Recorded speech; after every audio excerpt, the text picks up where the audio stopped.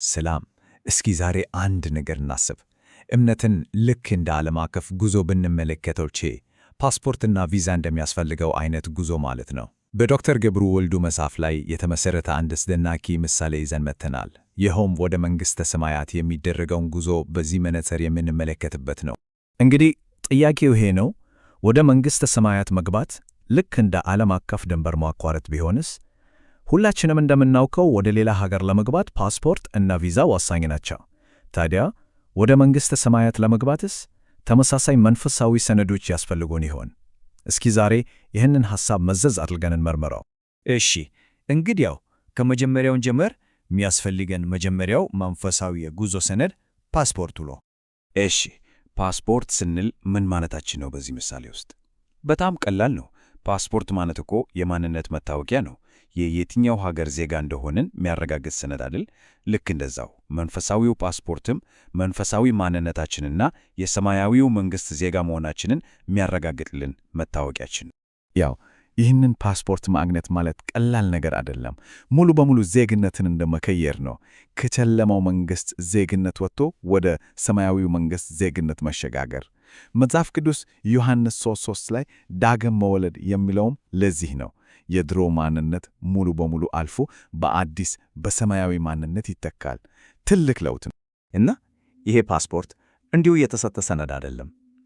እውነተኛ ፓስፖርት ላይ የመንግሥት ማህተም እንደሚኖረው ሁሉ ይህ መንፈሳዊ ሰነድም በማን ታተመ ይመስላችኋል? በመንፈስ ቅዱስ። ይህ ማህተም ማለት እኮ ተጓዡ የሰማያዊው መንግሥት አባል መሆኑና ሙሉ በሙሉ ከለላው ስር እንደሚገኝ የሚያረጋግጥ መለኮታዊ ዋስትና ነው። እሺ፣ አሁን ፓስፖርቱ በእጃችን ገብቷል፣ ዜግነታችን ተረጋግጧል። ግን ይሄ ብቻውን በቂ ነው? አይደለም።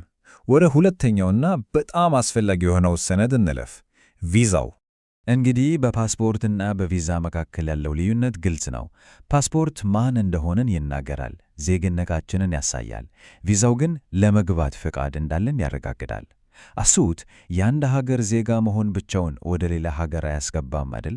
የመግቢያ ፈቃድ ያስፈልጋል። ስለዚህ ማንነት ብቻውን በቂ አይደለም፣ የመግቢያ መብትም ግድ ነው።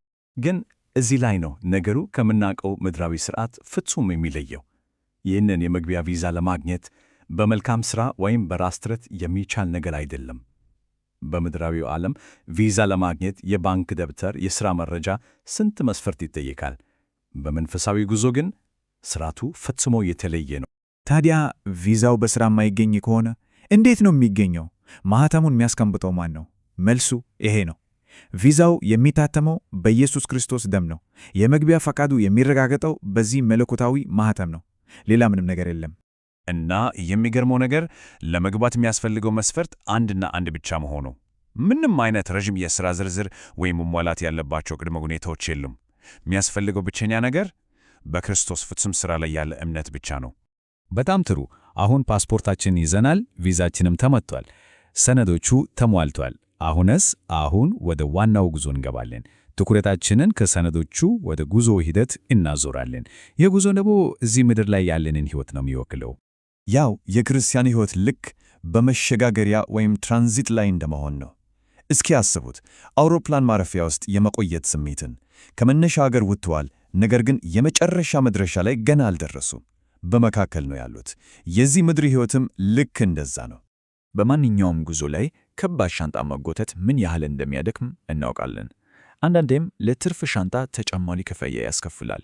ልክ እንደዛው በመንፈሳዊ ጉዟችንም ላይ ሸክም የሚሆኑን ትርፍ ሻንጣዎች አሉ። ኃጢአት፣ ምሬት፣ ለዓለማዊ ነገሮች ያለ ከልክ ያለፈ መጣበቅ፣ እነዚህ ሁሉ ጉዟችንን የሚያዘገዩና የሚከብዱ ሸክሞች ናቸው። ስለዚህ ቀለል ብሎ መጓዝ ነው ብልህነት። እሺ፣ በማናውቀው ቦታ ስንጓዝ ወይ ካርታ ወይ ጂፒኤስ ያስፈልገናል አይደል? ያለ መመሪያማ መጥፋት ነው። በዚህ መንፈሳዊ ጉዞም ላይ መመሪያ ግድ ነው። እኛ መመሪያ መጽሐፍ ደግሞ መጽሐፍ ቅዱስ ነው። በዚህ እንግዳ በሆነው ዓለም ውስጥ ሳንጠፋ ትክክለኛውን መንገድ ይዞ ወደ መዳረሻችን ያደረሰን ፍቱን ካርታችን እሱ ነው። እንግዲህ ጉዟችን የመጨረሻው ምዕራፍ ላይ ደርሷል። እስካሁን የተጓዝንበትን መንገድ እና የተማርናቸውን ቁም ነገሮች እያጠቃለለን ወደ መዳረሻችን እየተጠጋን ነው። ለተጓዡ ወሳኝ የሆኑትን ሐሳቦች እስኪ እናስታውስ።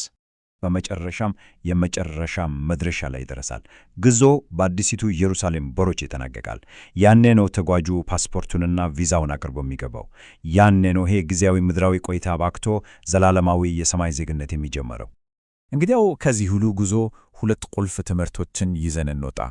የመጀመሪያው የአጣዳፊነት ስሜት ነው። ጉዞው ከማለቁ በፊት ሰነዶችን ማዘጋጀት እንዳለብን ማወቅ። ሁለተኛው ደግሞ እርግጠኝነት ነው። ፓስፖርቱና ቪዛው አንዴ ከተያዘ መግቢያችን በራሱ በንጉሡ የተረጋገጠ ነው። ይህ ትልቅ ማረጋገጫና ማጽናኛ ነው። እናም ይህ ሁሉ ምሳሌ ወደ አንድ ወሳኝ ጥያቄ ያመራል። ይሄ ጉዞ ለሁሉም ሰው አንድ ቀን ያበቃል። ጥያቄው የእስሩ ሰነዶች በሥርዓት ላይ ናቸው የሚለው ነው።